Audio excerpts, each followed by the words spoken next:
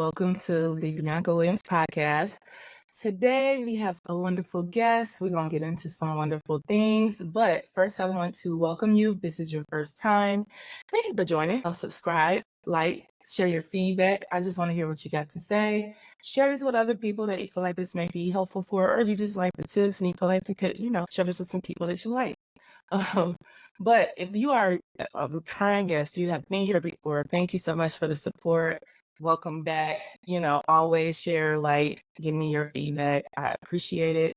But before we get into today's juicy topic on relationships and mental health, I want to pause and give our guest, Miss Tiffany Hall, an opportunity to just tell you a little bit about her, what she does, because she's into like some cool stuff in mental health and just in general. And I feel like she's going to really treat you guys well with the knowledge she's sharing today. Tiffany, welcome. Thank you so much. Tell the people a little bit about you, about what you're doing, what's coming up for you, all of the good stuff.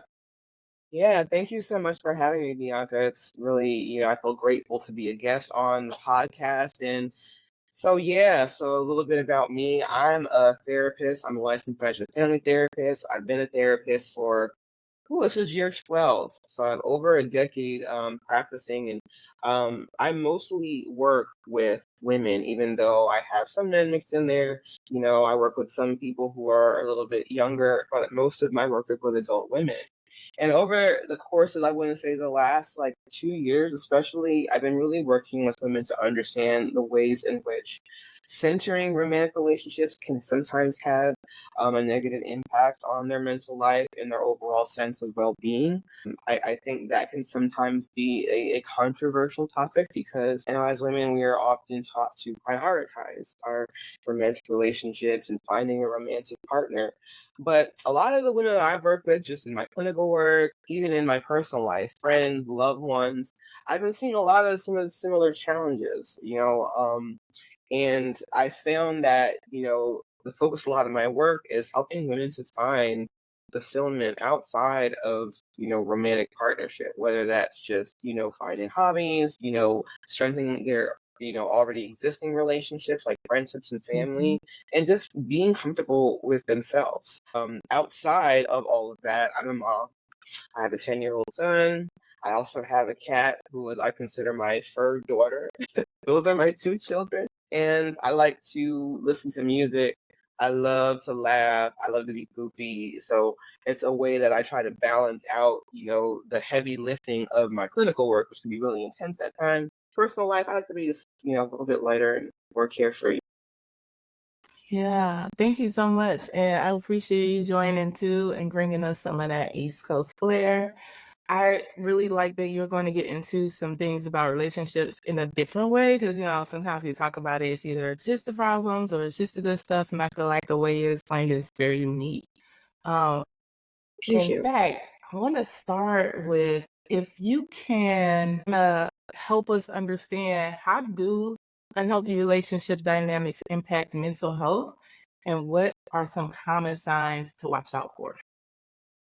Yeah, I mean, there's so many ways that, being in unhealthy relationships, people they call it toxic relationships, they can really start to wear on just your relationship with yourself and also your other relationships. And I think a lot of what happens is when people are in romantic relationships, they put so much emotional investment into it that it can sometimes be hard to let go of, even when it is unhealthy. There's this whole thing called the sunk cost fallacy. And it's like this idea that the more time you put into something, you don't want to let it just slip away because you've invested so much. And I think a lot of us, especially women, we do that to our detriment. Women, especially, were socialized to really invest in the overall quality of our relationships. We have to make sure that we're trying as hard as we can to make it work. That's often what we're taught. But it's really important to know when to cut our losses as well.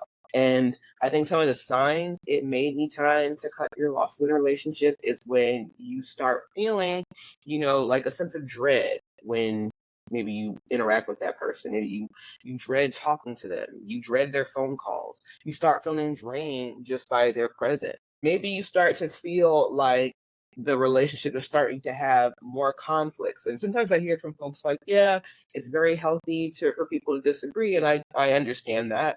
But if the relationship is a constant series of disagreements and conflicts, it may start to be a sign that there's a issue with incompatibility there. Also, codependency is a big one, but can also be really subtle. It can creep up on us because that's a lot of us will confuse codependency with closeness, you know. But really, when we're codependent in a relationship, is when we start to lose our sense of self. We start to kind of lose track of where our needs and our feelings start and end compared to the other person. And again, as women, we're often, encouraged to operate in that way because we're raised to be nurturers, we're raised to be caretakers. And so we feel like we have to put our all into something in order for it to work. But sometimes it just doesn't work despite our best efforts. And so I really encourage women to consider, like, how does this relationship make you feel? Does it actually add something to your life? Does it just add more stress? And if you're finding that it's causing more stress and more conflict, it's time to re-examine the role this relationship is playing in your life. Wow. So if I'm hearing you correctly, it's almost like a social conditioning thing to where women Yep, take on this responsibility to have these form these relationships and then make it work. And so it's like time, right, is measured in the sense of the value of the relationship. Just it might not be a exactly. good relationship, but I've been here, so I gotta wait it out and he'll change or things will get better or I just done gave up this much in my life, so I might as well stay in it. And Yep. turning into some level of codependency, I think I never thought about it in that way. I did think about there's some history of that just, being somewhat conditioned. But the way you just explaining Mhm. makes so much sense. So how do you feel like codependency like affects your mental health within relationships? Yeah, it can really be sort of a slow, subtle process because again, it can start out feeling like, oh, we're just close. It's somebody I really care about. I just really, want the best for them. But you start to realize that you're prioritizing that other person's needs. Maybe, you're financially supporting them, maybe just emotionally you're supporting them. I know for a lot of women, especially, in our relationships, both platonic and romantic, we provide a lot of emotional labor. And, with codependency, sometimes we may be always the one who's providing a shoulder to cry on. Or maybe we're always the one trying to fix something, And over time, that can create feelings of resentment because there's an imbalance there. If you're Mm, constantly giving and giving and giving, and it's not being reciprocated at the same rate, it feels like, okay, is this an even give and take in this relationship? And if there's not an even give and take, how did it get to the point where it's so imbalanced? And so I think it's really important to really, set boundaries early on. But a lot of us don't really know what our boundaries are until they've been violated, you know, because we don't mm, have those discussions up front. And I think with codependency, it's really about, making sure that you're not putting so much weight on this one relationship. We're not meant to get all of our needs met with one relationship with one person. That's how we have friends, we have families, we have, our professional colleagues. And so if it feels like, you're relying too heavily to get your needs met from this one relationship, that's definitely a sign that maybe some codependency at play, and you need to start sort of spreading the load more evenly. So thinking about, why is it that you're not able to go to other people, friends or family, for similar support? Why is so much expectation being placed on one person? And I think part of that is that we're taught, not just women, but also I think men too, we're taught that once we get into a long-term committed relationship with someone, that is where we're supposed to put the majority of our time and energy into making sure that relationship works. But sometimes that comes at the detriment of our other relationships. I know this happens a lot, and I know I may have been this girl at one point too. I'm gonna hold myself accountable here. But you hear, a lot of times, what do we do as women? We get in a relationship with somebody, and then all of a sudden we go ghost on our friend. We start hanging mm. out with them Ain't less that as true? we're booed up. We're too busy being booed up, and it's like, yeah, but your friend was here long before this relationship was. So don't forget to still nurture those relationships. Because when you break up, who are you gonna have to lean on? Yeah. you know? But then again, we are taught, from the time that we're little girls, from watching Disney movies and watching all of the various rom-coms and sitcoms about how relationships are supposed to work. And there's messaging in there that tells us, yeah, once you're with a guy, once you get your man, your husband, that's where you got to end up putting your attention. So if that means that you spend less time with your friends, well, that's what you're supposed to do. And so Yeah. women feel like they're supposed to keep giving more of themselves to make it work, and sometimes that's not the case. Yeah. Oh gosh. Oh, you're right. Like sometimes the messages in the movies and them shows, as an adult, when you go back and watch some of those love stories you fell in love with as a child, Hmm. you're like, this was a toxic relationship. This was Yes, not I a good one. relationship. That's so What funny you brought were that they up. doing? Because one And of the what? things I found myself doing, I've been doing this pretty much since the pandemic started, going back and watching shows I used to watch when I was like in middle school and high school, like, Yeah. Girlfriends, Sex and the City, all of that stuff, Hmm. because those shows were very much relationship based, you Yeah. know. But like watching it now from the lens of a woman who's in her late 30s, who has now gone through some stuff and experienced different relationships, a lot of what they were teaching and showing was pretty toxic, but it was Yeah. very much normal for the times Yes. that it came out. Right. Now a lot of stuff that's on Sex in the City, probably, wouldn't fly. And I know I've been seeing discussions on social media that people who are discovering it either for the first time or people who are rewatching it through adult eyes are saying similar things. Hmm. So I For think sure. that the social conditioning, again, it starts very early. It's hard to notice it. I didn't start noticing it until recently. And I'm like, Yeah. way into my adulthood now. So there's a lot of women who are not aware of how their conditioning is influencing their relationship choices, and that's not their fault. And Right. that is really why I like having these conversations, because we're seeing some of the impact of, what's the word I'm looking for?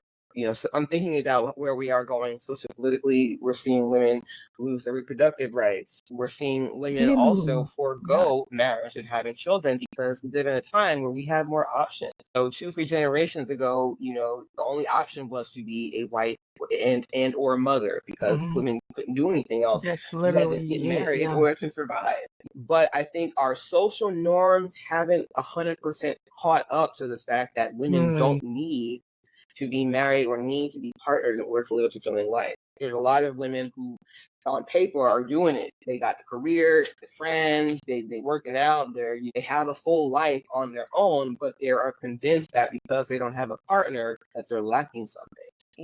I want to sort of just emphasize, I'm not like talking down on romantic relationships. I'm yeah. not saying that people shouldn't date, shouldn't get married. I think, romantic love can be a beautiful thing when it's done in healthy ways.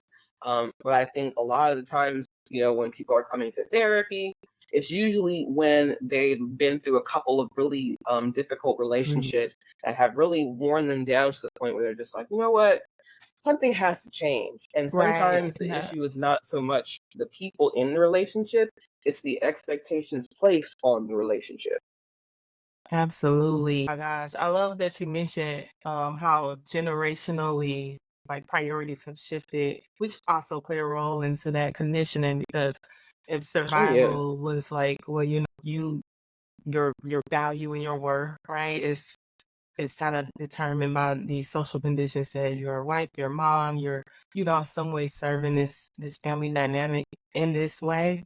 Those traditional values are not the same anymore, but just like you're right, we're trying to kinda continue to catch up with that because there is how this divide Yeah. with that is even more complex when you start adding in, polygamy, all these different, layers and different Oh kind of yeah. relationships. But I mean, ooh, I have so much to say because even when you mentioned, you were talking about that codependency, it was almost like the sacrifice that you made, Yes, to the sacrifice. Oh, I'm glad yeah, you said sacrifice, because that's really kind of what I feel like a lot of women are expected to do when they enter into long-term partnerships. But I think there's obviously levels to mm, this. Like, I think any relationship that we are all required to compromise something. I think that's natural when you're entering into a relationship with somebody else who has different needs than you and different life experiences.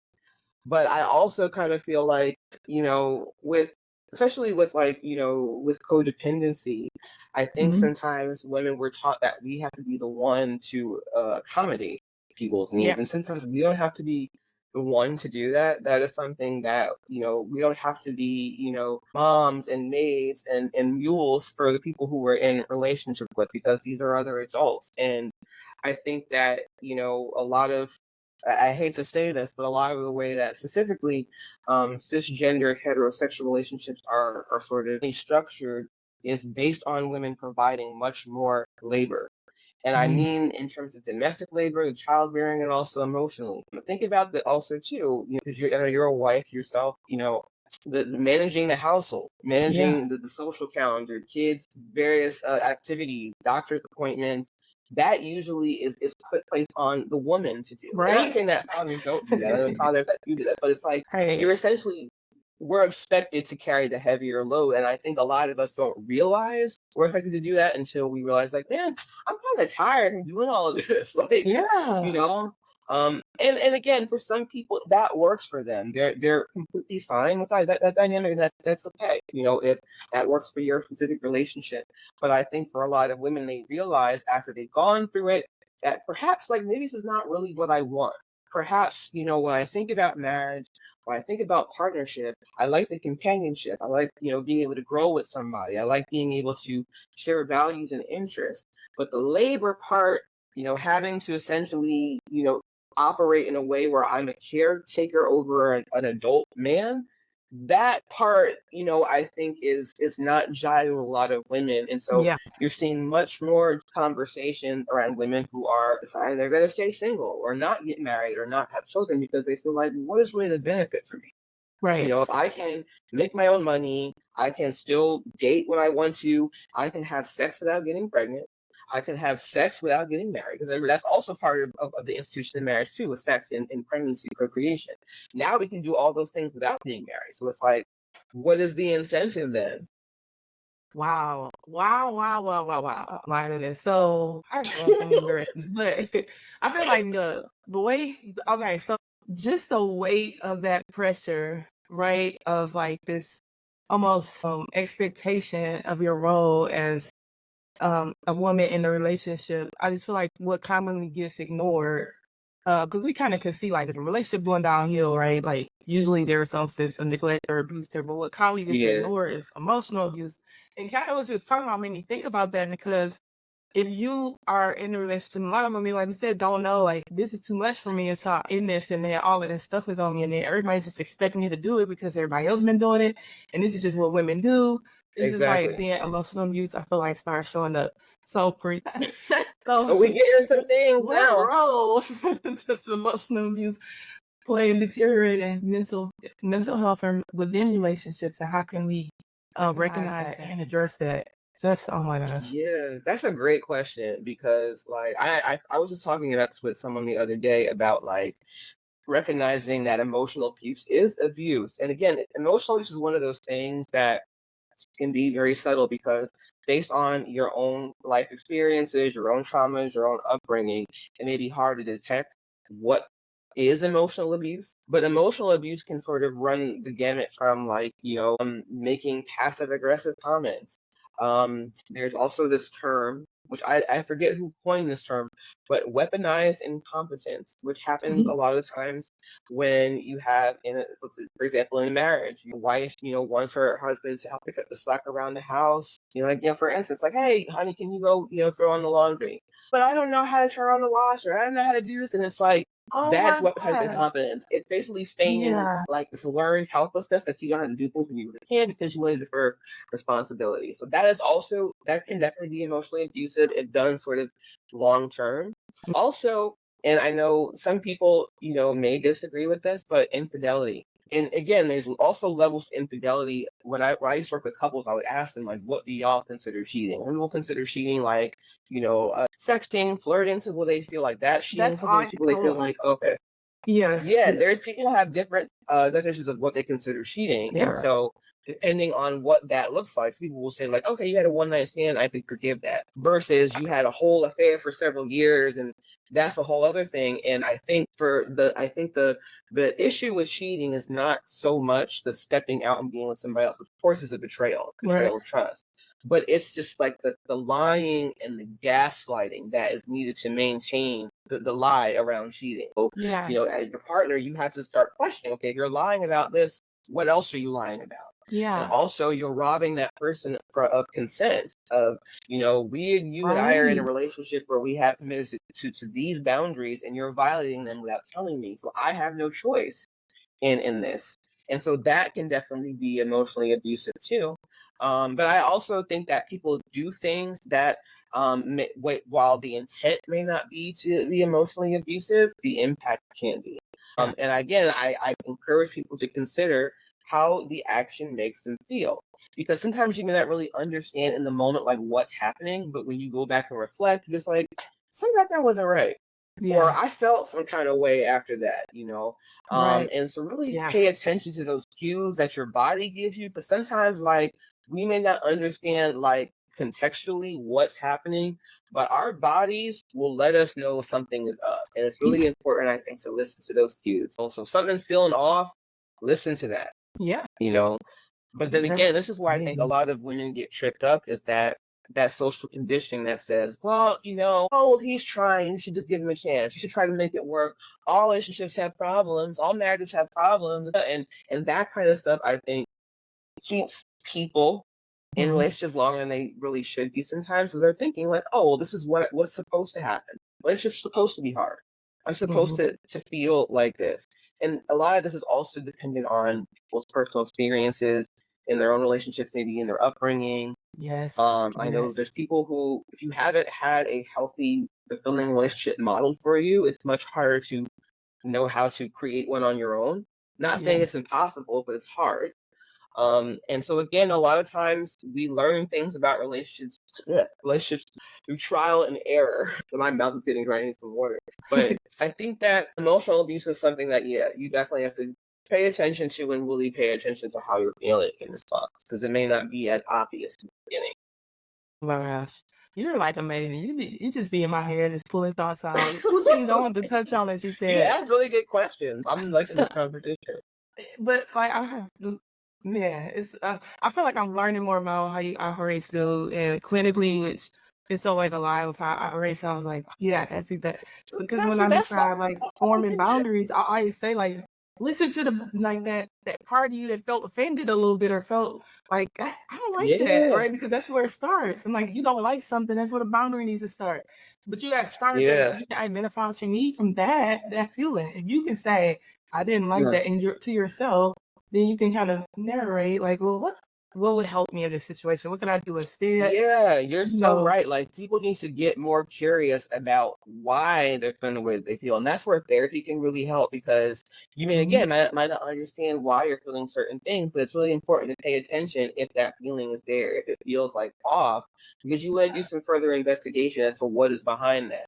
Because I think a lot of us, we overlook red flags. It's common, especially when we really like somebody, we really want things to work out. We sometimes overlook things that we shouldn't, because we really want to make the situation work.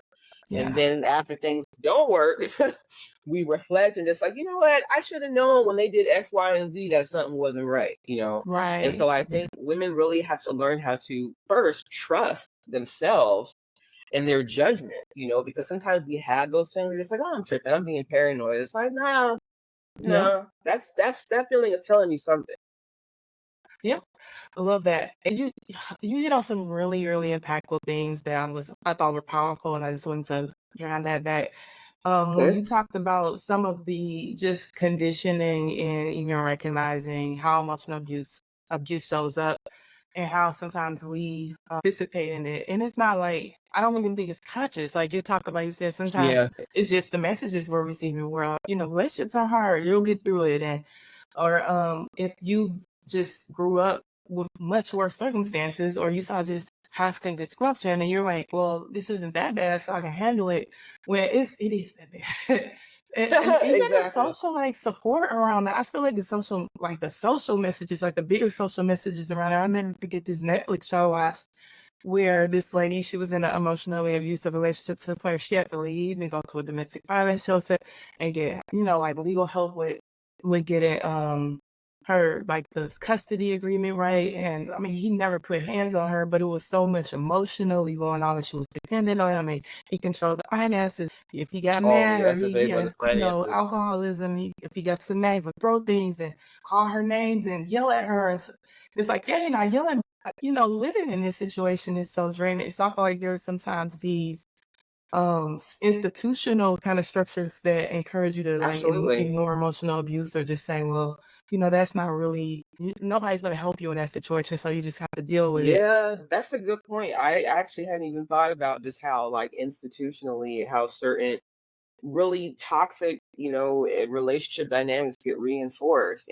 Unfortunately, the cycle of abuse, a lot of people don't understand. Like, unless you're Yeah. somebody like us, who are in the mental health world, or talking about it and have seen it, or Mhm. maybe people who have lived it themselves, people don't understand, like, it can be a very complex process. And people ask, Yep. like, why don't they just leave it? And it's like, somebody can intellectually understand that something is bad for them, Mhm. but emotionally it's just so entrenched, it's hard to walk away. If Yeah. you're somebody who's experienced trauma, and there's various levels of trauma, but all of us have experienced trauma to some extent in our lives.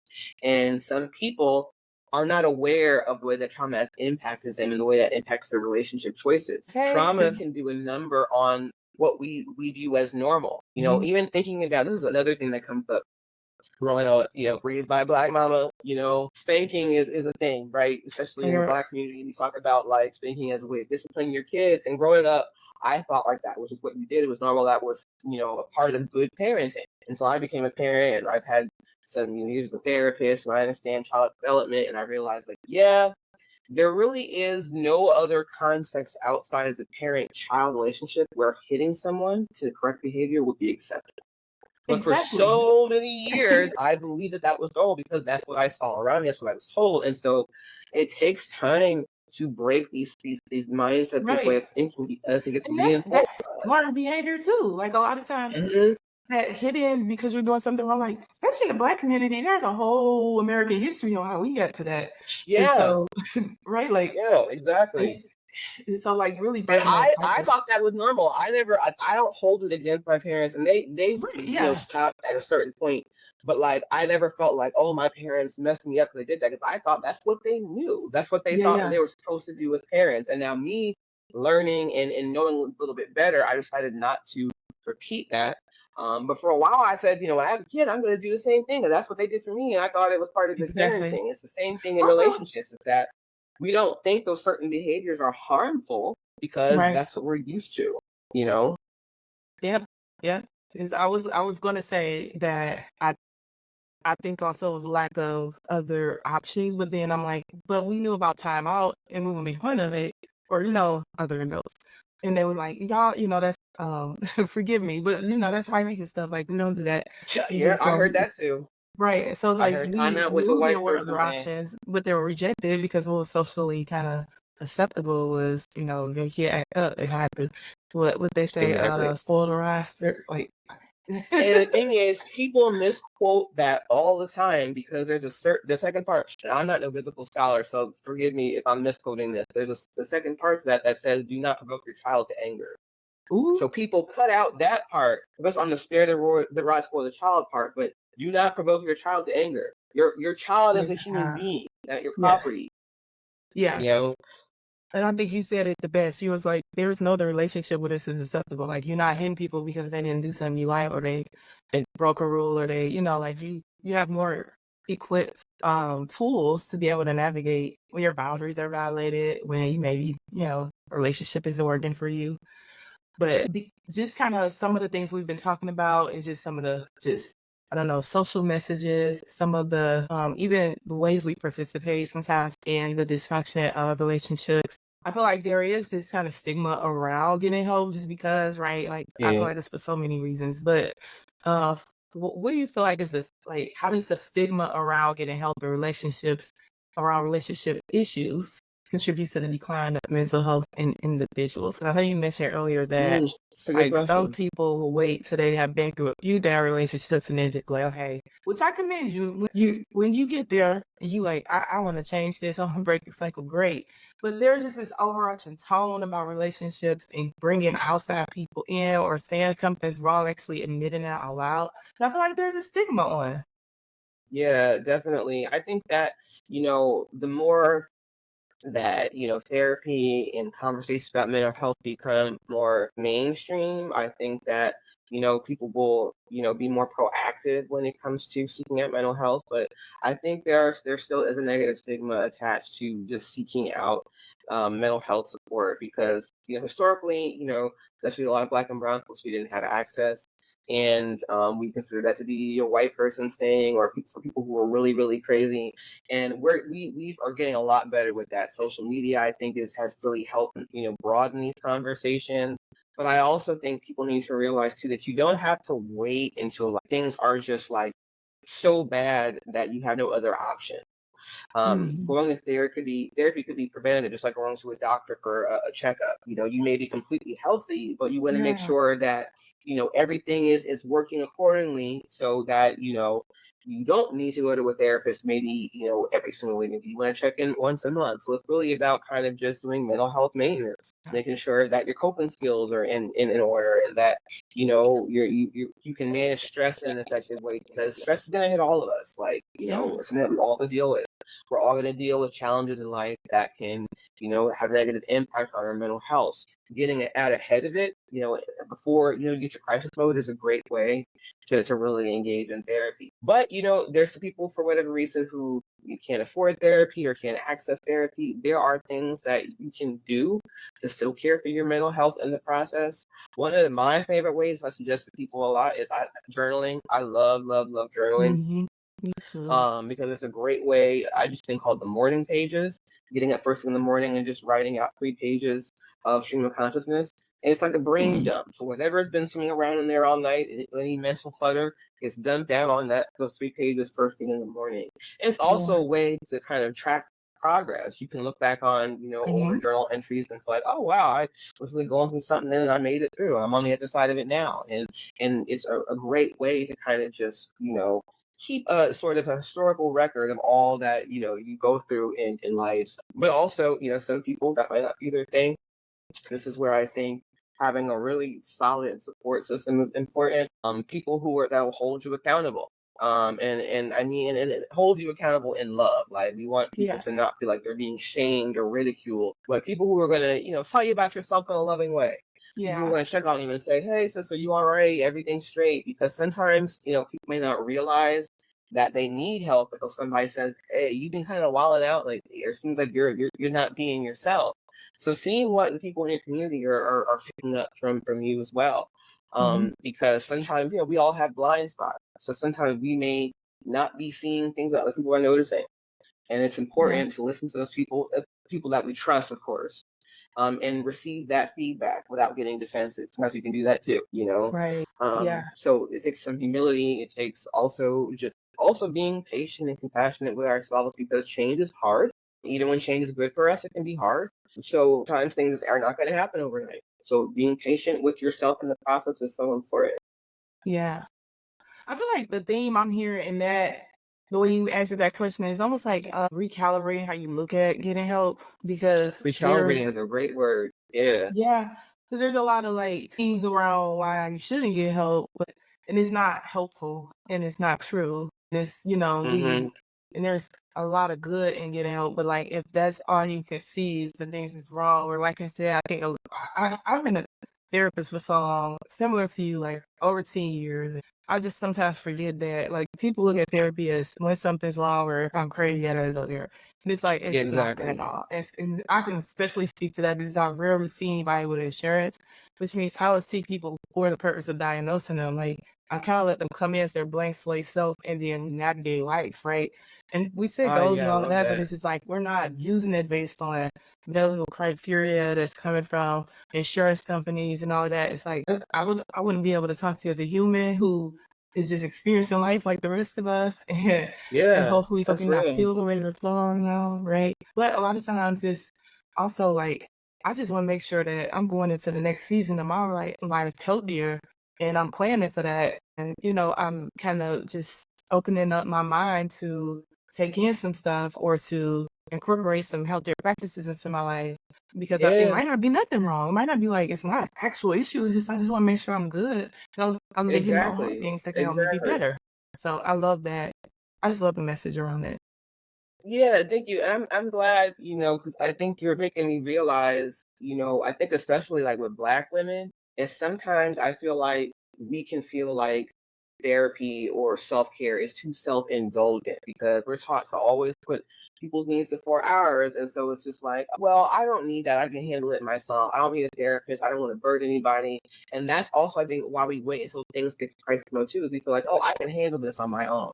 And Hmm. we have to get comfortable with asking for help, especially if it is available to us. If it's Yeah. available, I think, and I hear this a lot from people like when I say, do you ever talk to your loved ones, your friends, whatever? It's like, oh, I don't want to burden anybody with my problems. It's like, let Yes. them decide if it's a burden. You don't decide that. If they really Right. love and value you, it's not a burden to them. Right. But I get that is that we, especially as Black women, that we're taught to be like super women and not dependent on anybody, but it's like we're human. We have Yeah. to sometimes. Yes. Yes. So what are some coping skills that you look or coping mechanisms for managing the emotional toll of being in an unhealthy relationship? Because we're talking about all of this to do to recognize things and to and just being able to get help. What are if you know or you are actually in a healthy relationship, what would be some coping mechanisms that you suggest to that person? Yeah, I think definitely most of all is surrounding yourself with people who make you feel good about yourself. Hmm. And one, because I think it counters some of the negativity from the relationship, but also reminds you what a healthy, fulfilling relationship is supposed to feel like. So you notice how you feel with your friends, your loved ones who really, uplift you versus this relationship that kind of makes you feel worn down. So spending Yeah. more time with those folks that make you feel like good and make you feel up. But also I think we make sure that we're nurturing our relationship with ourselves too, because we have to like check in, like, girl, how are you doing? What do you need?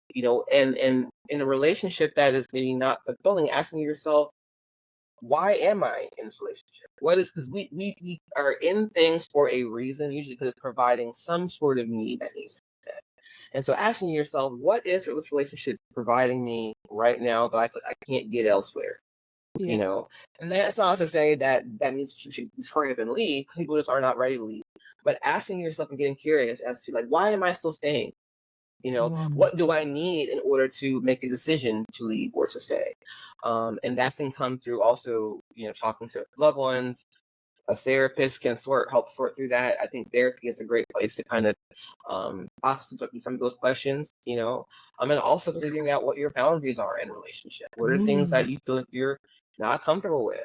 What boundaries do you like you need to communicate better? And again, this is all a process. I think in any relationship, people often will go through a couple of seasons where they're just like, okay, I'm going to leave. Maybe I'm not ready to leave. I'm going to leave. I'm not ready to leave. So I think people really need to spend that time making sure the relationship with themselves and others is strong, because once that relationship ends, you need somewhere safe to land.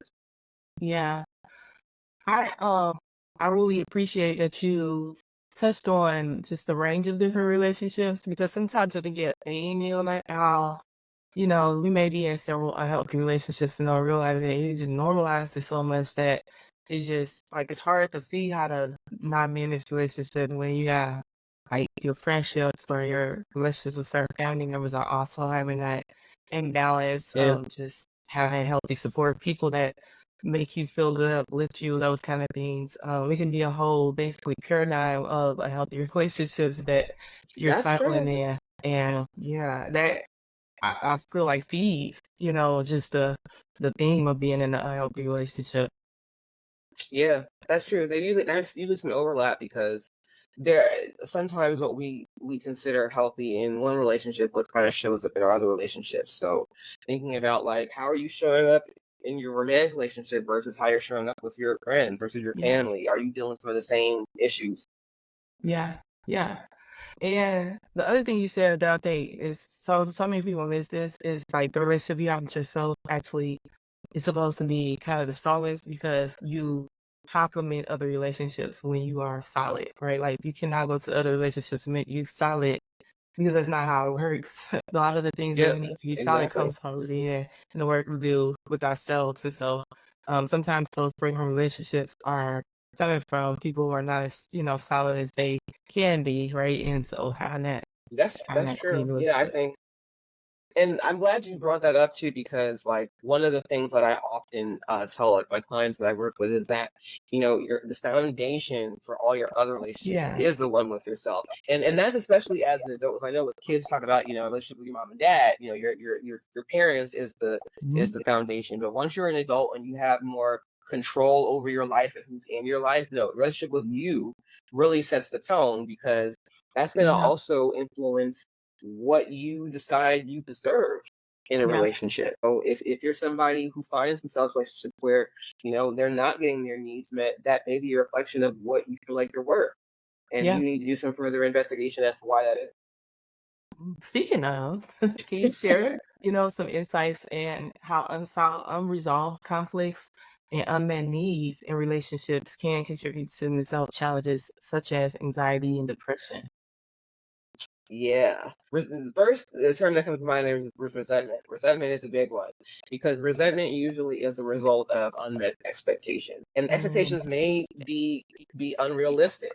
You know, mhm, um, and I think that's why people really need to be mindful about how they communicate what they want and they need because sometimes mhm, we think that we're clear about what we want, but we haven't really been clear, or we kind of are implying it and not saying it directly. So it's mm, really important to know, like, what do you want? What don't you want? What are you comfortable putting up with? What aren't you comfortable putting up with? And I think sometimes too, people, when they're really attracted to somebody and they want things to work out, they start kind of, you know, compromise a little bit too much on their standards. And this is okay. This is what brings me to the standards and compromises and deal breakers thing. This is something that I point out in my course on essential romantic love is that we all need to be aware of what our standards are, our negotiables, and our deal breakers. So our standards are sort of our bare minimum for what we require to even consider being in relationship, yeah, and so everybody's standards are different. So my standard may be that I need somebody who's gainfully employed, who can take care of themselves without further assistance from me. That is my standard, and if anyone else's, you know. But what I find sometimes is there's people who say that they have a certain standard, and they get with somebody, and they're just like, man, I'm really feeling this person, so they start compromising on those standards. And mm, what happens when that happens is that it's just laying the foundation for resentment because you're compromising on your standards. And our standards are usually a reflection of the things that we need, yeah, our values, things that are important to us. So when you're compromising on your values, it usually doesn't end well because those things are important to you. But the thing you think, well, this person will change for me. We'll work it out somehow. It's not a big issue now, so it is. And so that leads to resentment because now you expected something based on something that wasn't even communicated, and now there's disappointment yeah, because that expectation was not met. And so people have to be really clear on like, is this really what I want and why? yeah, And what am I really willing to compromise on? Because like things like for me, I can compromise on let's say somebody's height, right? Like, I can't compromise on things like your character, your personality, but like your height, okay, I can deal with somebody who's a certain height as long as they're a decent human being, you mhm, know. But there's some people who feel like, oh, they may not be what I want right now, but they have the potential to be, and that's how people get caught up, the potential yeah, trap. Because yeah, our idea of somebody's potential may not be there, that's true. and then they may And you never ever reach that potential that right we have. with them if they stay this person, because Exactly. Can you be with them as they are today, not who they yeah, might be in the future, because that person may never show up. yeah. Yeah, I love that you're talking about values because I definitely think I have on it for a lot of my couples is like when they like look at their values and it kind of helps them understand each other a little better, but also makes sense of some of those conflicts they may have because our Hmm. values kind of drive a lot of how we think, what we look forward to in the world, Definitely. things that work for us don't work for us, and so it. there's this conflict happening, whether it's internal, you don't understand it, or it's external with someone else. Usually, you can identify if you understand your values where they might be showing up at. And so, And definitely, kind of when you're looking at character and things like that, like, do we have similar values? Are the same things important to both of us? Because if not, long exactly. term, You this can't. could be a problem. So people are not obviously like people's core values usually don't change, and they No, can, yeah, they but might again, it's move around a usually little bit, but they there. yeah, that's fine. Like I'd be so surprised. Like I watch some like those reality shows like Married at First Sight and and all that stuff, and they had conversations about like, oh well, I want kids, and then the other person don't want kids, and they're just like, well, how are we gonna get through this? I'm like, did y'all not talk about this before you Right. got to the stage of the relationship? Because Yeah. that's a pretty major thing that you kind of want to be on the same page on, Yeah. But again, people feel like, well, this could potentially they could change their mind. It's like that usually doesn't happen. That's how people end up getting disappointed because they're thinking that they can change the person and that person doesn't want to change.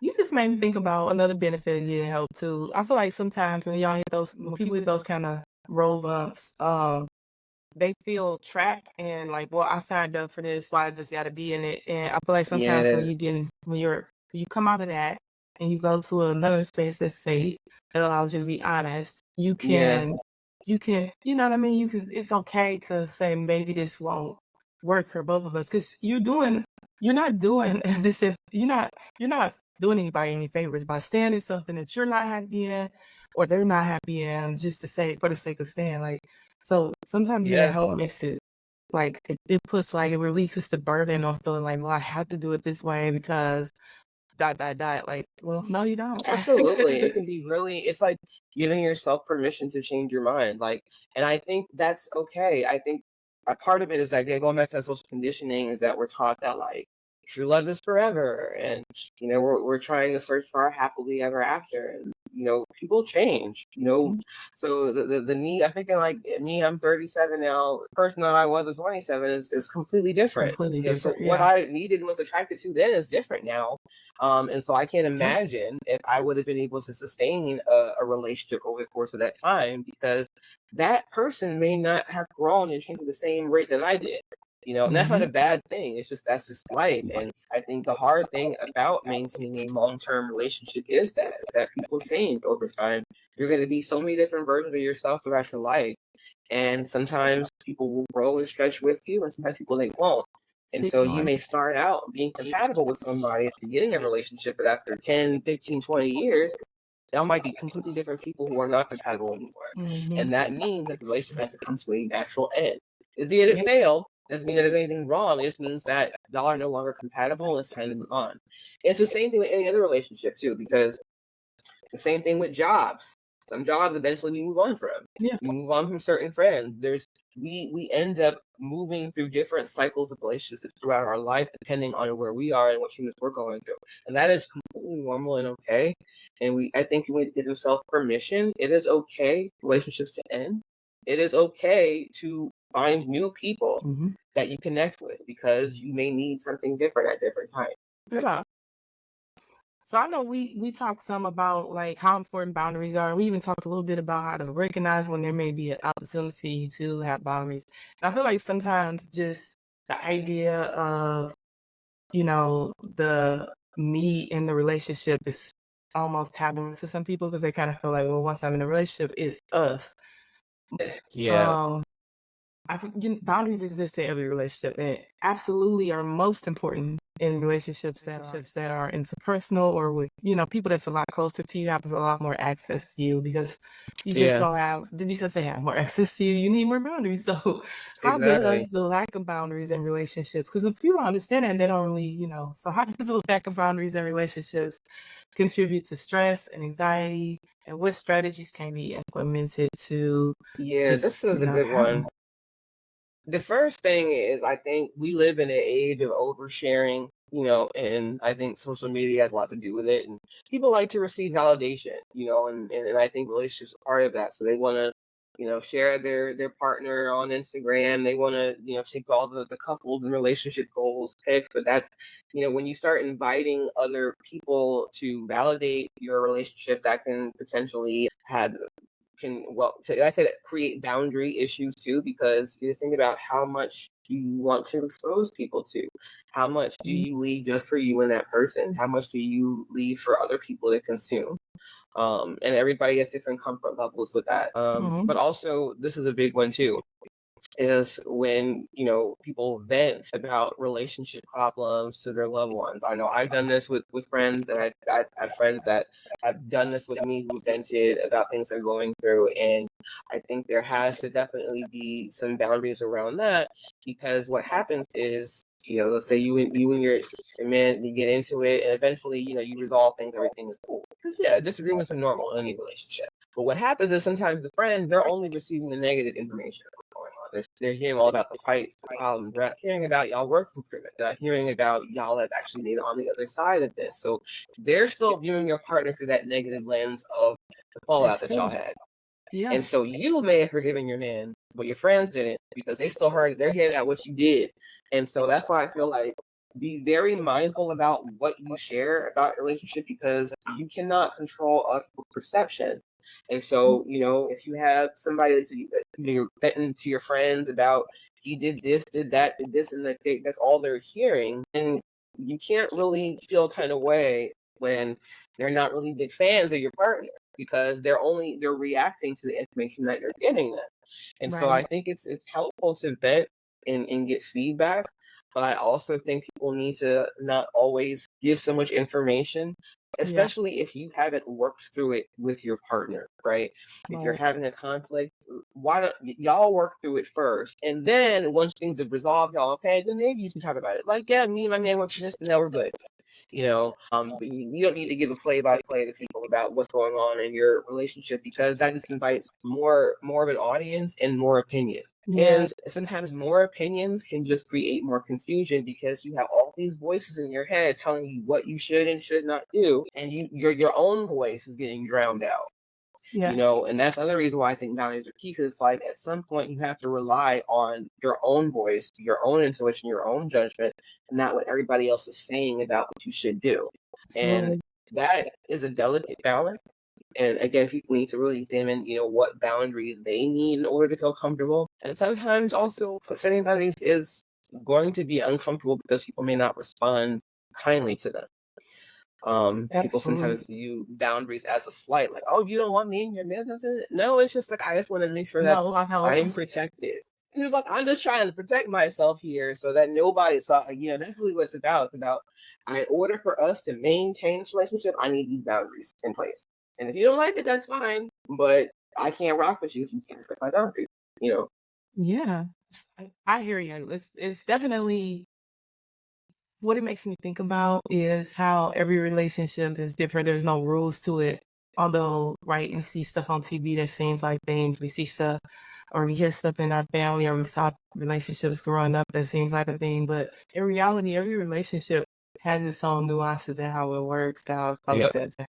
You referenced Sex and the City earlier, some of the reference that we get. I don't forget on the first movie when she probably got her love of her life, the main character Carrie, and in their relationship they realized they needed space, and she still had like this place, so she was like, we can use that space as like a like a weekend if you need it. Oh, I remember that. Yeah, and then first her friends are like, this, one of our friends like, no, that's no. Who would just be away from their spouse, this and the other?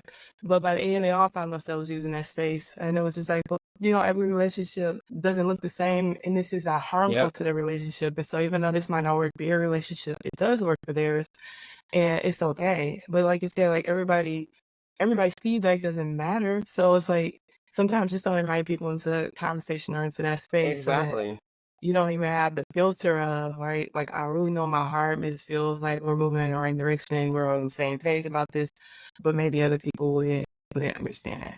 or That's a accepted. great example. I forgot all about that part of Sex in the City because I remember they were shooting over that place, and like I think that you made a really good point too, just about like people, doing relationships in a way that works for them.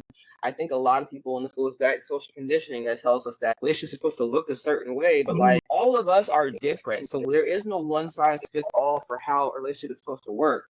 I see people that say like, oh, once you get married, you get to sleep in the same room for the rest of your life. Mhm. I had, an aunt and uncle who had separate bedrooms Mhm. at one point because she just wanted her own space and not have to share a bed. Yeah, They loved each other, but it's like that having separate bedrooms worked it for their actually probably helped relationship. their Now people would relationship. say like, how could you do that? But it's like everybody doesn't have to fit the same mold.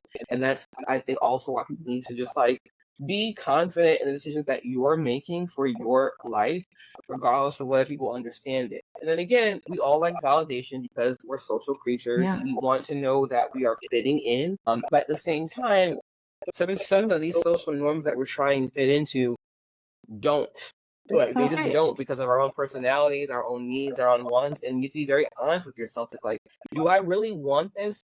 Or do I feel like I'm supposed to have it? Like that's two different things. Marriage is one of those things because a lot of people feel like that, especially for women, that is sort of the holy grail that you're supposed to, find your Prince Charming, get married, and find your happily ever after. But everybody doesn't want that, But I want that. yeah, and like that's okay to not want that. There's no judgment in not wanting to conform to what people say that you're supposed to want. And that's also I think where sometimes resentment can come from too, is that people have expectations based on what society tells them they're supposed to want.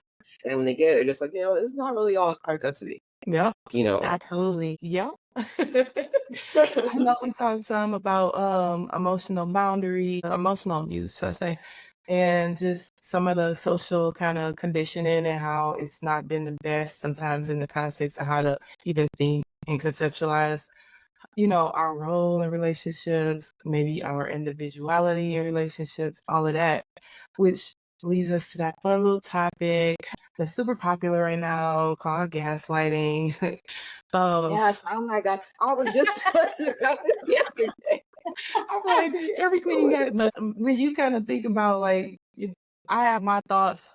Well, okay, the world has their thoughts on relationships, my family, all that, and then I'm in it, and then maybe I don't align with that, and like there's you know these different conflicts and navigating like what I'm supposed to feel versus what I see I'm feeling and what's happening versus Mm-hmm. what right. What is the impact? What impact does gaslighting have on individuals' mental health?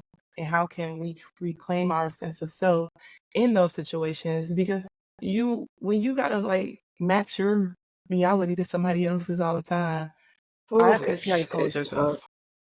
Yeah, that's a great question because I was just talking about this yesterday. Because gaslighting to me is like probably one of the more sinister forms of manipulation that you can Manipulation. use. Yeah. Making somebody question their sense of reality is like, hi, evil. And I think again, there's scenarios in which there's gaslighting that happens where the intent may not be Mhm. to cause harm, but it is harmful. And I think, with gaslighting, especially in relationships, they can erode a sense of trust because it's like you have to then rely on the other person's perception of what's happening because they're Yes, basically I telling love you that you one. can't rely on your own. That is damaging because even once you're out of that relationship, you can still have a sense of doubt, like maybe I Mhm. was overreacting, maybe I was being too sensitive. And it's like you have to really be grounded in your sense of self to really be able to combat that because gaslighting can really, have cumulative effect. Like over time, it starts to really erode your judgment. It starts Mm, to erode your trust in yourself. And then you become so dependent on the other person to validate your experience. It's like it's much harder to walk away from that. yeah. And so it can take time to heal from that. And I think there really is no sort of, one specific way to heal from gaslighting. But again, gaslighting, having people who can validate your experience, this is where I think venting to friends can be helpful. Because like Yeah. say, you're in a abuse situation, right?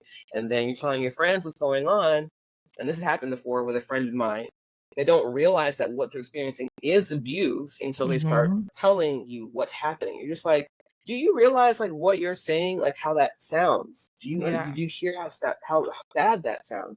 Some people, right, because abuse can often happen in isolation, people don't realize how bad it is until they start sharing. Yeah, he did this and he did that and that, and it's just like, girl, why is you putting up with this? right. And I think that can sometimes it can be tough because I Yeah, think a lot of us we want to feel like we can trust our judgment, that we won't be taken advantage of, and it can be really hard to accept that somebody that we trust and that we love can do that, and yeah, that we somehow allowed it to happen, right? And I think that's where a lot of the damage happens, is that, man, like, I really trusted this person and they played me. They played in my face this whole time. That hurts. That really hurts. yeah. I feel like also, first of all, can we just put that a bow on that? Just put a circle around that answer and put a bow on it. It was so perfect. I was over here like, I don't even know, but I don't even know what else to say that because it was amazing. Just Oh, thank you. well, very well What did I explained. say? Thank you.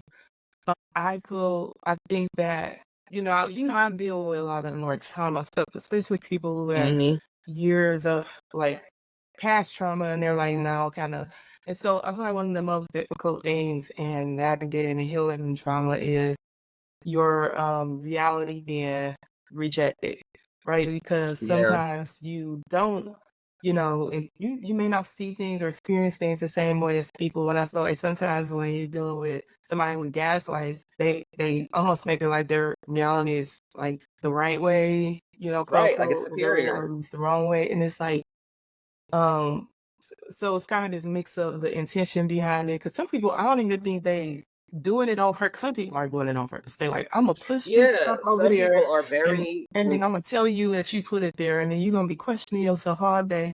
How did I put that cup over there, knowing they knew you didn't put that cup over there? Like some people are very intentional about like trying to mix you up, but I'm like some people they just like I forgot to turn off the light, and so since I forgot to turn off the light, that's golden in my mind. Like I didn't forget, or not. I forgot to turn off the light. I remember turning off the light in my mind, but the light was still on. But in actuality, they may have forgotten to turn off the light, but because they kind of hold their perception, their experiences going, they just reject anything else. So if you say, "Well, I didn't yeah, turn off the light either," well, you had to because I didn't. I know, like it starts to become this you versus me thing, which also can be a form yeah, of gaslighting because you're intentionally or not intentionally rejecting this other person's experience because it doesn't match yours, and you're making them choose, right, to accept yours for y'all to move forward. oh yeah, that's a good point too. And I also, you made me think of this, is just like how exhausting that is to have to constantly feel like you Yeah, have to explain yourself. But no, but I really, you did do, but it's just like after a while, it starts to just wear you down, having to constantly, reassert your perception of things, and the other person continuing to gaslight you, and it's just like you start to just give up after a while because it's yeah, like they're never going to validate my experience, and continuing to engage with them is just making you more stressed out. So right. Then it you just just ends avoid up the not being conversation. healthy.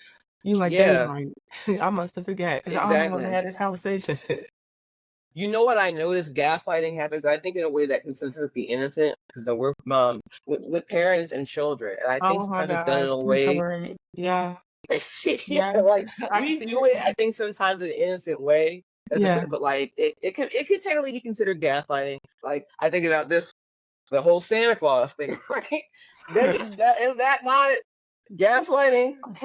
right. But I thought I saw you put the toys in the tree. No, you didn't. 'Cause Santa Claus did, and Santa Claus would not give me the toys. Like, come on, like now you trying to tell me kids Yeah. they ain't see what they saw.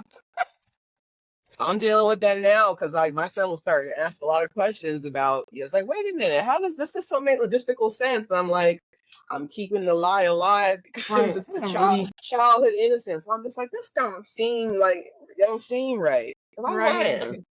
Right. It's so true. That is so funny. My gosh. But I that's like I more get that. innocent. We're not trying to hurt our kids. We're just trying to get them to enjoy the magic of Christmas or whatever. But it's like these Right, are little right. white lies sometimes because we know that kids cannot understand, shouldn't be exposed to certain things. So you kind of, let's say, exaggerate certain things or embellish things so that it's digestible for them.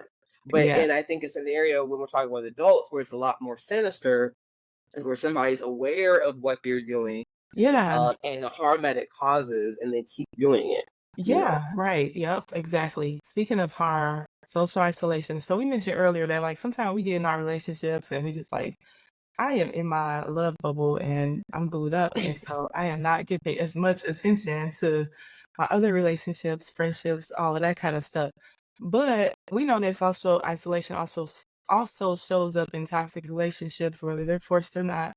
But what would you say, like social isolation, how does that affect your mental health when you're in a toxic relationship? Or what steps can individuals take to rebuild their social network?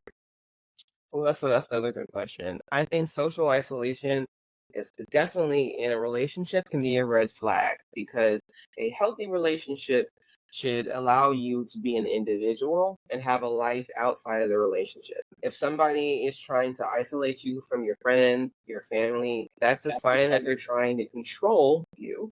And Yeah. abuse is about control. And so the chances of the relationship getting better are is kind of not there anymore. That So sounds like I that feel like emotional abuse. it is. It really is. And this is also the opportunity for gaslighting all that to happen, because when somebody's isolated, they don't have other people countering what the abuser is saying. So Mm, their whole world is wrapped up in this one person. And so I think it's really important for people to maintain, again, a support system outside of the relationship, because I understand, like, when we get with somebody like them, we want to spend time with them. It's excited, and everything is new, the feelings are all, our hormones are just raging. Like, this is one person. That one person cannot fulfill 100% of your needs. So it's really important that you are not neglecting the other relationships, because this person may not be a permanent addition to your life.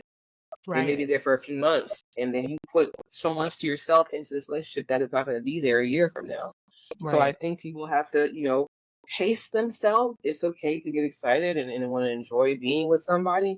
But again, you don't just all of a sudden drop what you already had going on just because a new person showed up, you Yeah. know? And I think we got to get better with that. It's like, and this comes also with the idea of decentering romantic love. It's like, you can date, you can have a partner, you can have a spouse or whatever, but they do not have to be at the center of your life. Hmm. Think about, I think it was Cher who said this. The singer Cher was talking about, like, treating men like dessert. I think the same thing with romantic love and dating. It's like, it can be a part of your life, not be the whole entree. It can be just a Hmm. little side dish, because you should already have a pretty full plate without the relationship, Yeah. So you have hobbies, you have your own values, you have friends, you have Oh, stuff yeah. going on. So when that other person shows up, they're just another addition that enhances life that you already have. But what a Hmm. lot of us are taught to do is, okay, this person shows up, we're in a relationship, and then move everything else aside and put them right at the center, because that's what we're supposed to do, because this person may be my husband one day. And so that means that this is the top relationship in my life. But we Yeah. already know that's not the case for everybody, because relationships end, marriages end. And so, don't forget that this person's may be temporary. No matter how good it feels to be with them, they may not be there for the long haul. So you enjoy them while they're there, but also continue living the life that you already have. Don't stop because this new person comes in. Yeah. Yeah. My gosh, I love that. And I remember earlier you talked about how like you don't believe in like any human being is supposed to meet every like I don't know how you worded it, but I'm gonna say it Oh, to how I be your, interpret it. they can't provide 100% of your needs. They can't be your whole Yes, world. that's what yes. It can't they no one person is meant to be able to fulfill every single need.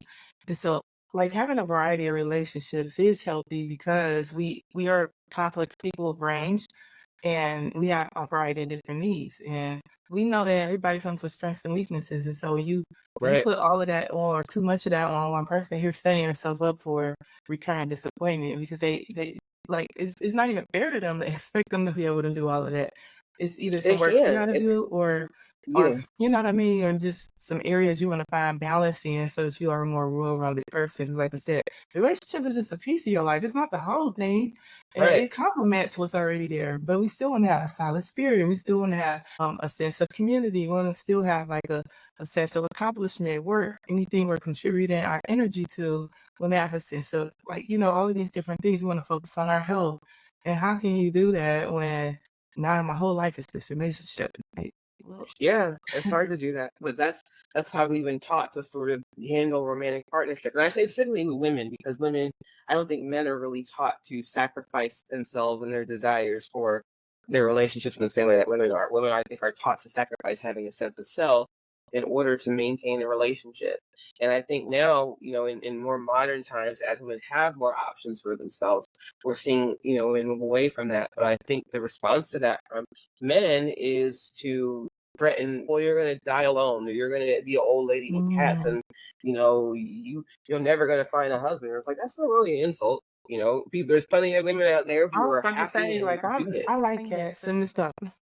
Yeah, I tell you, my cat is my daughter. Like, I'm gonna stop and you know playing. what? I have a peaceful, calm household, and I think a lot of that is too is just there was an article that came out I think last year in Psychology Today, by a psychologist, Greg Matos, about the rise of young, single, lonely men, and it was really about how women now have are requiring a lot more. We want more equitable partnerships. We want men who have some level of emotional intelligence and not are just financial providers. I think for a long time, the focus was for men to be financial providers. They can command a certain salary and drive a certain car, provide a certain lifestyle, but it's like, can you be a decent partner? Can you communicate? Can you treat me the way I want to be treated? And that's really what women are seeking now. But a lot of men, unfortunately, because of the way they've been socialized, are way behind in some of these relational skills. So women are saying, like, look, I'd rather be by myself. I'd rather be Mhm. by myself than settle for someone who is not going to meet me where I'm at.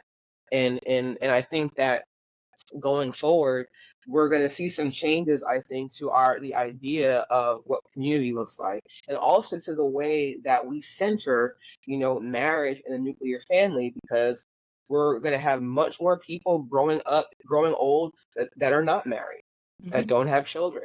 And what is our society then going to look like in 20, 30, 40, 50 years?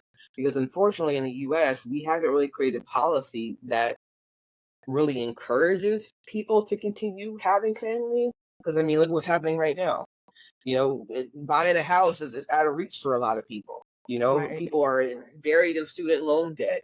Salaries aren't keeping up with the cost of living, and so it's much Yeah. harder to do these things, even if you want to, because just the policies aren't in place to support it. So with Yeah. all of that, we need to think about, yeah, marriage is not going to be in the cards for everybody. Everybody's not going to have kids that are going to grow old and take care of them. And so what does community then look like then without a romantic partnership at the center? Right. There's a really good book. This is my last point because I could talk about this all day. I just finished this book by this author. Her name is, hold on, make sure I pronounce it right. Raina Cohen. Mhm. She had this book that came out called The Other Significant Others. And it's really about what life can look like with platonic love at the center as opposed to Mhm. romantic love. And she interviewed these various like friendships who really treated each other like life partners. I thought it was Yeah. so fascinating that it's like, so there's people who are already doing this, but it's just not mainstream enough yet. Part of Mhm. that is because of our legal structure. We still incentivize marriage. Legally, like you still can't go and just make decisions for any old body that you're not related to. So it makes it harder to have these sorts of platonic partnerships because they're not recognized the same way marriage is. We don't Yeah. put it on the same pedestal as we put a man and a wife, even though the quality of the relationship may be much stronger because they don't have those titles. It don't matter. So I think we need to institutionally make some changes. That's going to take time to really, again, not have romantic love as the center. You know, but having the conversation and talking about it is a start. Yeah. I agree. Start. And you talk some about like modern relationships versus some of the more traditional style relationships. And we see toxicity show up on both of those. And I do feel like I appreciate that there's a lot more range, more options, more independence now, so people can have just the choice, right?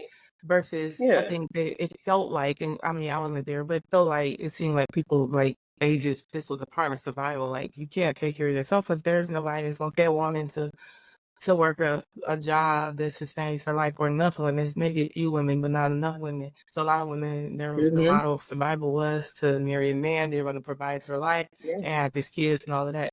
I don't know how that's super healthy. I hope they were happy, at least some of them. But can you discuss But the you long? ever hear people say that, like, oh, people don't stay married anymore like they used to? It's because you women don't have to. They Right? can leave. Yeah. I hope they was happy because that's hard. Can you discuss Yeah, a the lot of long? women couldn't leave if they wanted to because where was they gonna go? How are they gonna Where they support don't know. themselves? They had no money, no education, and Right. divorce at one point was a social taboo. So it's like you were considered to be, damaged goods if you were divorced. So it's like to be living in an age now where we have the option to say, yeah, I don't want to be married. You can do Yeah. that. Yeah. Yeah. And I know we kind of mentioned earlier too, just the benefit of getting help. And so, for people who are in long-term relationships, and then people that are in toxic relationships, what are the long-term impacts or effects of staying in a toxic relationship, and how can getting help, seeking help, in some type of professional capacity support the situation? Yeah. Well, I'll say a lot of people stay in toxic relationships. Some people never leave. Some people are in toxic marriages, and and people have the right to choose who they want to be with. Right.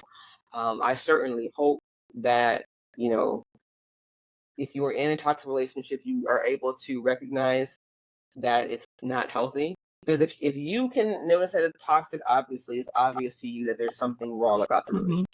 And so asking yourself again, I think I mentioned this earlier, is what is making you stay? Is it because of Yeah. finances? Because you can't afford to leave? Is it because you don't want to be alone? Is it because you have children together? There's lots of reasons people stay in relationships that have nothing to do with how they feel about the other person. Best It could be just shelter. about the benefit of being with the relation in a relationship provides them. And unfortunately, some people do not have the privilege to just up and walk away. And so being honest about the reasons why someone is staying is really important, because then that can determine, okay, it's something that you can change in the future. If you're staying because of finances, can you get a part-time job? You have savings. What can you do that is no longer a barrier? Right. Also, people need to understand, like, what does this being in this relationship, what impact is it having on my life? Mm. And so, if you're somebody who, constantly is making you feel stressed out or worthless, that's likely going to impact how you show up in other relationships. So your friends are noticing Sure. that you are not yourself, or Right. that you were in a bad mood, or that you ain't been the same since you've been dating this person. And so really thinking about, like, how is this relationship making me feel? Am I constantly, getting in arguments with this person all the time? Do we ever get to a resolution? Do we have moments where we actually enjoy each other, or are we just constantly going at it? And if people decide to stay despite, all of that, what can you do in order to be a better partner to each other? And sometimes that means, and this happens a lot with couples, sometimes one person is not invested in couples therapy for whatever reason. And so seeking individual therapy. If your partner don't want to go, will you go? And Yeah. sometimes doing that will help them to build up their confidence enough so that they can eventually walk away from the relationship. Yeah. Yeah, that's so true because yeah, we don't know what sometimes the barriers are in those relationships, but Yeah. we definitely don't support staying in a toxic relationship and letting that chip No. away. 'Cause we know that stress has very, very complicated impacts on not only your mental health, but your physical health as well. And Yeah, it it's can just make you all sick. bad. Get out of that. If And you have the there's means more. to leave, get out. But sometimes, it ain't that simple. And sometimes it's just being okay, like you said, being honest with yourself. Because once you're honest, you can create a plan. Because some Hmm. people, they know the shelter's there, they just don't go there because it's like, oh. And there's statistics on this too, but like sometimes they have left before and they know they came back saying like, well, whatever. Like actually you might have left before and statistics say that it takes a few times. And so if you still are Mm-hmm. not happy That's and you want true. to leave again, leave. There's going to be a point where you're going to be able to keep going forward and not look back. So Yeah, that's a good point because like some people have tried to leave and came back for different reasons. I think that yeah, being honest with why they came back, why they continue to come back. But it's something that can be really difficult, it is because difficult. yeah, as I think even, as therapists, like we're human, and there's been times where again, we can intellectually know that something is not good for us, but emotionally we're just so wrapped up in it and it can be hard to walk away. And so we need to be compassionate with ourselves because like this stuff is hard, Yeah. it's building attachments to people, trying to figure out how to be healthy on our own, in a society that tells us that women need to be partnered in order to be somebody.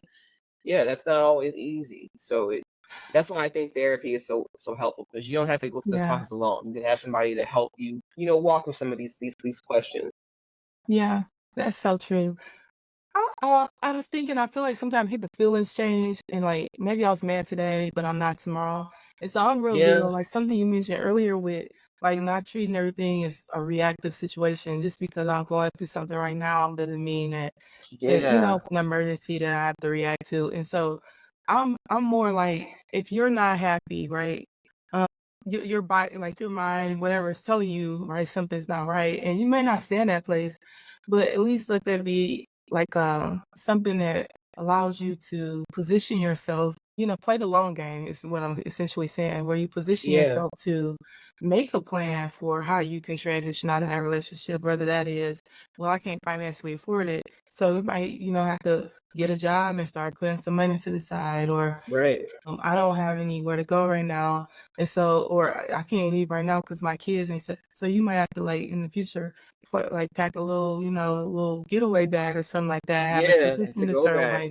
Like basically, like sometimes it's not in the moment. I'm ready to leave right now, but in your heart of hearts when it's not meant to be, or it could come to a head one day to where you got to make this. This is not a negotiable thing for you, and so I'm just more like just take proactive steps towards making sure Absolutely. you're in the right space so that if you have to make that transition, you're set up for that. Like you didn't ignore the red flags to the point where like, well, dang, it happened and I'm not, now I gotta just kind of just, be on the street or whatever I gotta do to get through the night or get in this situation and just try to survive this whatever's Yeah, going you on. don't And have to it's take that laying down. I think people have to be honest with like the resources that they have, and I think with abuse especially it can be hard because there's so much shame involved. Sometimes people just don't want mhm, to tell that they've been living through something like this, and so they hide a lot of it, or they stay because they feel like this is the only person that they have, yeah, and support them. And I think, and another important point to point out, there's statistics that also show that the most dangerous time for an abuse victim is when they try to leave. And so that's another barrier, is that there may be the threat of retaliation. And that's right. something that is taken really, really seriously. And 'cause I think Mhm, sometimes, women feel like, oh, I'm too weak. I wasn't strong enough to leave. And it's just like, it's not about strength. It's like when somebody is abusing you, they are pretty much eroding your self-esteem and your ability to mhm, really fight back. And so if you've been dealing with that for months or years, it's not as easy just to up and walk away. right. Your sense of self-esteem is just so damaged. So my heart goes out to anybody who's Absolutely. lived through that, who's currently living through that, because it can be definitely a battle, Mhm, and everyone doesn't survive it. And so these are the more extreme cases of toxic relationships. The ones that I think a lot of people find themselves in, and that they come to therapy. By the time they come to therapy and start talking about it, I mhm, think they kind of know that the right. relationship is not good, but they're looking for somebody to tell them, Mhm, that okay, should I stay? Should I go? And like therapy, a therapist actually can't really tell you whether to stay or to go. That's all exactly. Yep. something that you can decide for yourself. Therapy is a great place to really explore, why you are the way you are, why you choose partners that you do, and sort of what you are looking for in a relationship. And that's really where therapy can be helpful in this process. And even though if you stay with this person, you can still go to therapy and learn more about yourself and really building that Yep. relationship with yourself Yep. so that Huge. despite what happens with that other person, you're going to be all right because Yes. you still have a relationship with you, because you take you everywhere. So regardless of where you are in the world, who you're with, you still have to deal with yourself. Yeah. It is a lot of psychological things that happen and emotional things that happen with those kind of transitions. I love that you said that the relationship with yourself, using therapy as a opportunity to grow and learn for yourself because there's so much that can come out of that. Well, Yeah, and it can be a process too. I just want to thank you so much for coming on Yeah, here this and was sharing so fun. much of your knowledge. I feel like you're like a well of wisdom when it comes to Oh, thank relationships, you. and I appreciate it. I want to ask you, to share how people can get in contact with you, where they can find you, your handles, all of that fun stuff. So you can find me on Instagram at this is Tiffany Renee. I'm pretty active on there. I also have a website, enterromanticlove.com, which has information about my course on dissenting romantic love. There's also some video content on there that you can access. You can join my membership. So you can also just look on there to see all the different things that I have to offer. And I practice. I forgot to say this earlier, but based right out of Philadelphia in Pennsylvania. So my psychotherapy practice is here, right outside of Philly in Jenkintown. So currently I'm taking no new clients there. But if you are in Pennsylvania, interested in working with me in that capacity, check the spots opening up by the end of the summer. But this was a really great conversation. The time flew by. I didn't realize a whole hour and a half had gone by because this was really fun. Oh, it was, and I could continue to talk to you about this. I love this like topic of like just Yeah, I'll come um on here again. Whenever you want to have me, I'll come on. thank you. So you guys, she has so much obviously knowledge. Also, I like that you have a lot of ways to navigate that. So it's not just I'm share this with you and figure it out.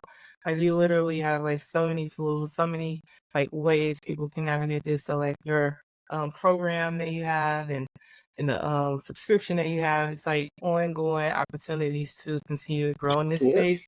And so if this is something that really is speaking to you, definitely check her out. She is the GOAT for real. And don't forget to like, comment, and share because this spoke for itself. The episode spoke for itself. Yeah. So there's Oh, I so can't. many When does this episodes. come out? Probably, usually they can come out within a week to a month, right? So it's usually Oh, kind of this okay. range. But I just encourage everybody to check this out, check out other episodes. The Bianca Williams podcast is on YouTube. So you're going to see the video version of us talking. That is where it's going to be at. But also, you can be in your hard drive and listen to this on Spotify or Apple Podcasts or on a few platforms. So again, thank you so much, Miss Tiffany, for joining. And Thank you thank so much you, for having guests, me. for listening and checking us out. And we will see you next time. Thanks so much.